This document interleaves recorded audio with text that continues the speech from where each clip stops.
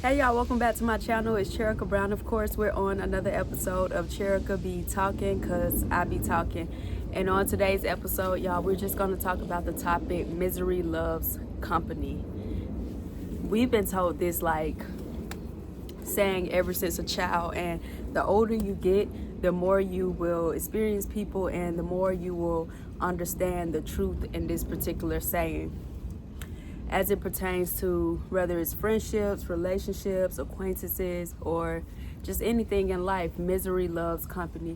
You ever just been around somebody and they're going through a situation, and if you're going through something, not even on that level, but you're going through something in particular, you would notice that that person tries to call you a lot. They kind of want to soak in that misery. Like they want to continuously talk about what they're going through and how you're going through the same. And they just want to sit in that sadness, and they want to be related. They happy they have somebody that they can relate to. Or even if you may have a friend, sometimes if y'all both going through something with your man or whatever, you'll notice that they be like, see, that's the same thing my man do. When y'all men are like two different, totally completely different types of men, and y'all situations are like night and day, but they're trying to find how are we the same? How are we the same? It's because that misery they're in loves company. And some people do it consciously and some people do it subconsciously, like they're not really aware of it. As it pertains to relationships, you can literally be lying with the enemy, with somebody that's against you, with somebody who truly just hates your guts. And it's hard loving someone that hates you. So a lot of times women find themselves in relationships with a man and loving on a man and caring for a man who's not even proud of who he is as a man, or happy with his circumstances in life, or just happy in life. So he's struggling internally, and when a woman is coming trying to love him properly, he gives that pushback and he wants to bring his woman down to his low level because he don't respect himself. He don't love himself. So he don't even understand, why on God's green earth are you trying to love me?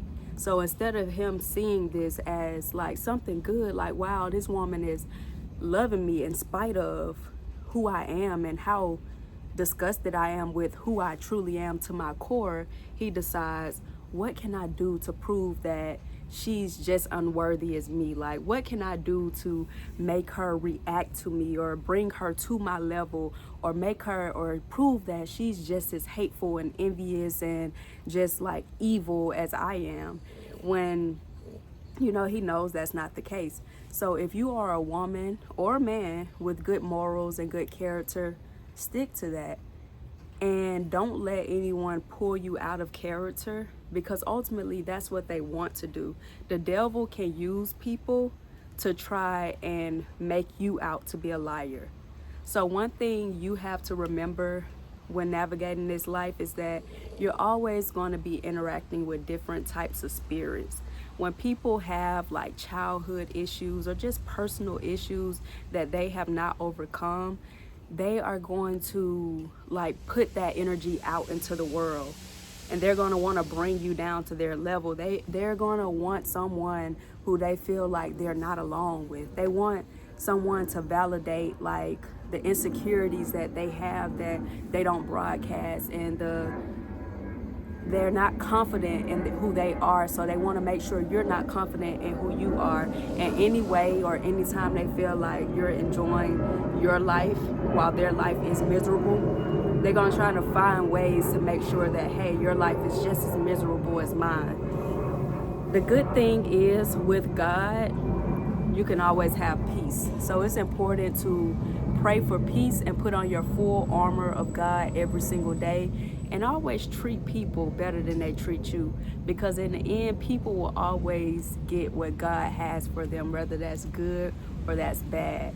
But you can't fool God when it comes to being real, being solid, being a good person, and being intentional. So when you notice that, hey, actually this person is not happy in their life, When you see that in someone, you got to be able to see it in them.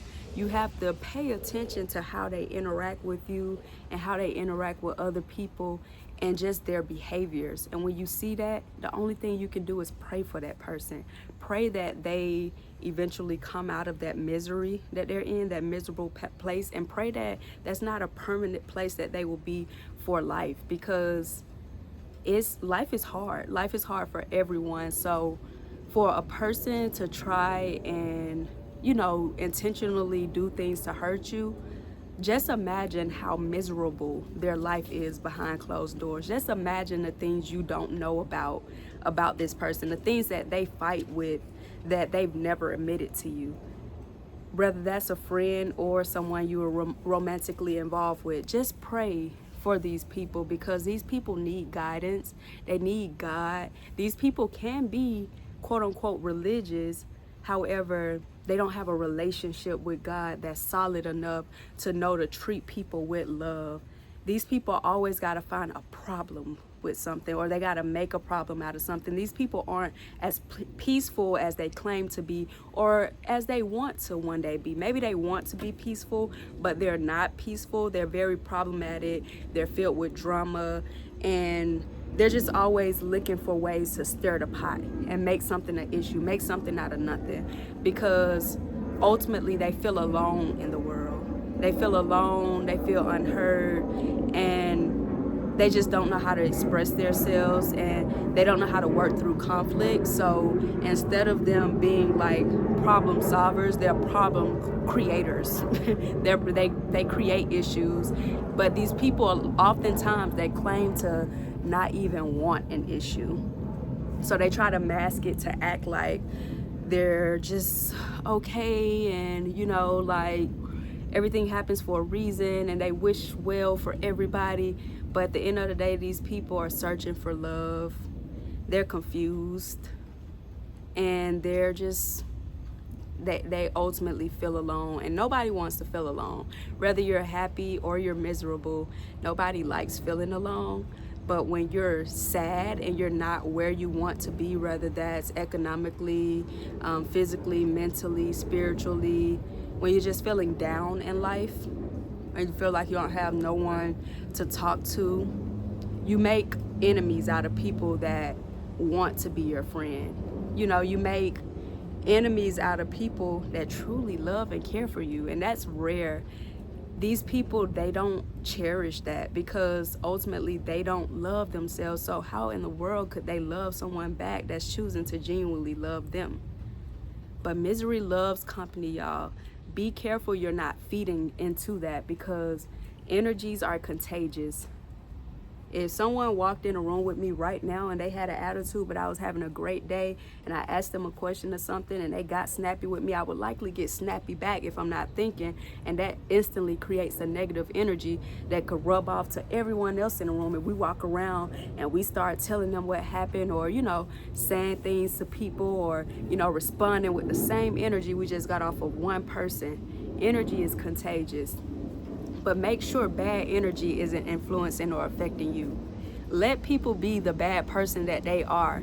Let them, if a person can be a terrible person and sleep at night with no worries, let them live that miserable life, and pray that they find the happiness and joy that you acquire.